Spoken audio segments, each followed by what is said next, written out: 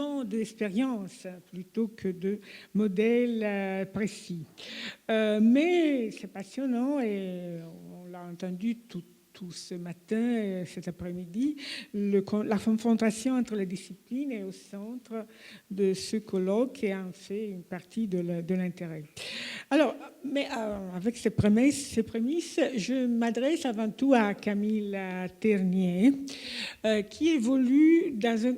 Même si elle est philosophe, elle évoque des faits, des personnes, des expériences d'une extrême densité historique et sociale. Et en plus, dans un contexte que je connais assez bien, qui m'est plus familier parce que j'ai étudié justement le monde associatif, disons la naissance de la classe ouvrière, pour être simple, dans la première moitié du XIXe siècle.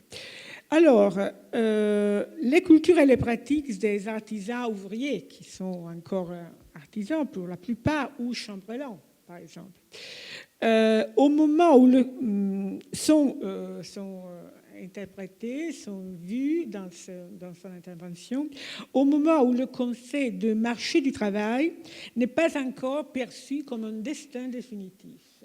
C'est une menace qui avance à grands pas, disons, mais ce n'est pas encore un destin. Là, au fond, le succès d'un texte modeste comme l'organisation du travail de Lublin est dû exactement au fait qu'on s'attend qu'il exprime cette résistance. Sans stratégie consciente, les travailleurs y opposent leur résistance, justement. Elle, Camille Ternier, nous apprend que la généalogie du Conseil de coopération de production vient de différentes sources. Et ça correspond aux expériences historiques, aux expériences des historiens sociaux de cette période. Cite cette revue très intéressante, L'Artisan, qu'on peut évidemment comparer au bien plus célèbre Atelier. C'est une période de foisonnement, d'écriture, disons, ouvrière artisanale, sans doute, de réflexion sur soi-même. Ce qui correspond à nos connaissances générales, effectivement. Je voudrais donc qu'elle puisse approfondir, si possible, le thème qui est au centre de l'article. Les machines menacent les artisans en cours de prolétarisation, pour être rapide.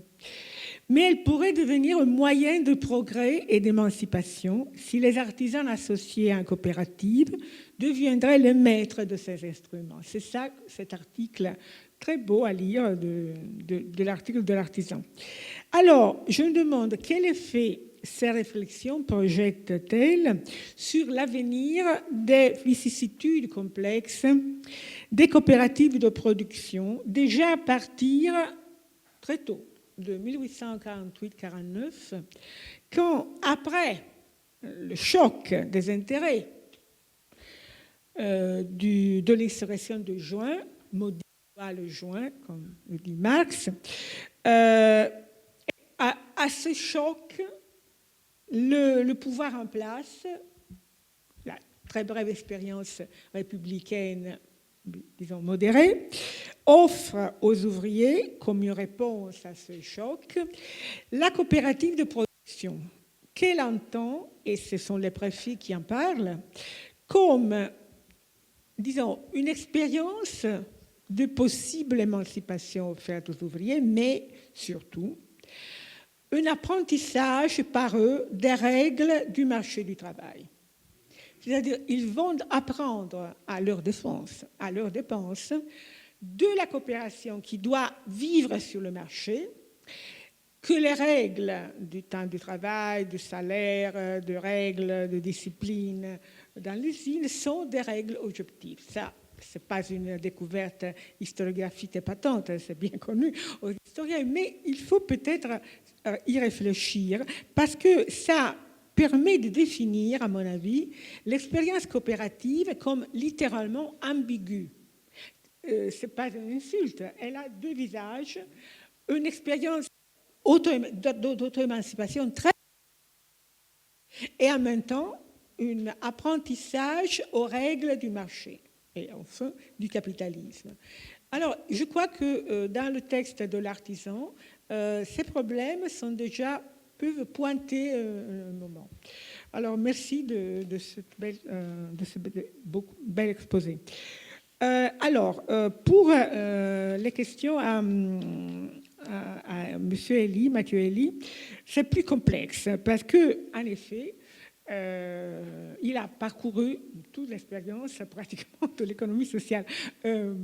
Sans le Moyen-Âge, je ne peux pas me prolonger mon intervention comme ça. Je suis d'accord avec lui que, en effet, on peut parler de ce thème, surtout à partir de l'expérience du capitalisme et surtout après la loi Le Chapelier. C'est vrai que si on étudie, on l'a fait beaucoup récemment, relativement récemment, disons dans les dernières vingtaine d'années, les expériences autour de la loi Le Chapelier, de la dissolution des corps d'État, etc., on voit que c'est, comme toujours, observé de près, plus compliqué, moins décisif. Il y a de différentes réactions et encore des légendes que le mouvement réorganisé du XIXe siècle se bâtit autour de l'harmonie sociale avant la loi Le Chapelier, qui est absolument idéologique. C'est un instrument rhétorique qui est très courant chez le monde des ouvriers, pas seulement des ouvriers, des socialistes. Mais disons, dans ce long texte que j'ai lu entièrement, parce qu'il a eu la gentillesse de me l'envoyer très tôt, disons que l'amalgame entre le socialisme utopique et les pratiques associatives est sans doute à l'origine de l'invention du syntagme économie sociale et solidaire, qui unifie, comme l'a montré M. Elie, artificiellement un peu, des pratiques profondément hétérogènes. Un thème bien présent aux historiens qui souvent, sans le théoriser, se sont efforcés de décrire ces pratiques à fil du temps. Et j'ai évoqué avant une définition de ambiguïté de la coopération, de l'unification artificielle entre guillemets, d'expériences différentes qui émergent de son texte. Mais ce qui est, au fond, fascinant dans ce panel, c'est qu'on part de la Révolution de Juillet et on arrive au présent le plus récent. Alors, je voudrais vous suggérer l'attention sur les observations que Mathieu Elie fait à propos de la crise disons, du statut social du mouvement coopératif ou en général des associations, au moment où elles sont appelées, comme les Restos du Cœur qu'il avait évoqué, à pallier le retrait tragique, désormais, de l'État social. Alors, je cite un passage comme celui-ci, il a écrit « Fin 2018, le groupe SOS a défrayé la chronique dans la presse locale, je lis, suite à la dénonciation des pratiques managériales mises en œuvre par SOS Solidarité, par l'association MANA, spécialisée dans l'aide aux migrants. Les méthodes managériales sont très froides, rigides, basées sur le contrôle. Les films de Ken Loach nous l'apprennent aussi. Et il n'y a pas de relation de confiance, décrit un employé. Les salariés sont maltraités, etc., etc. Et puis, l'article poursuit en disant qu'il y a pression, harcèlement sur les salariés qui n'ont pas un statut formel sûr, qui ont des contrats intérimaires et qui peuvent perdre leur contrat dans le cas où une dénonciation trop forte, trop énergique de ces problèmes émerge. Certains envisagent, il écrit, d'entamer une action au prud'homme, donc une action typiquement de salarié.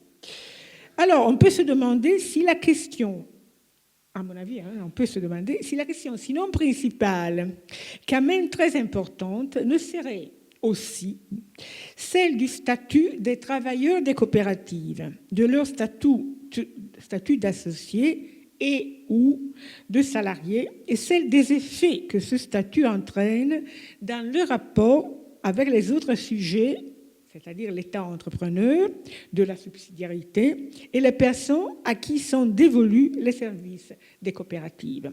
Ça n'est pas absolument spécifiquement français, parce que demain, je ferai une intervention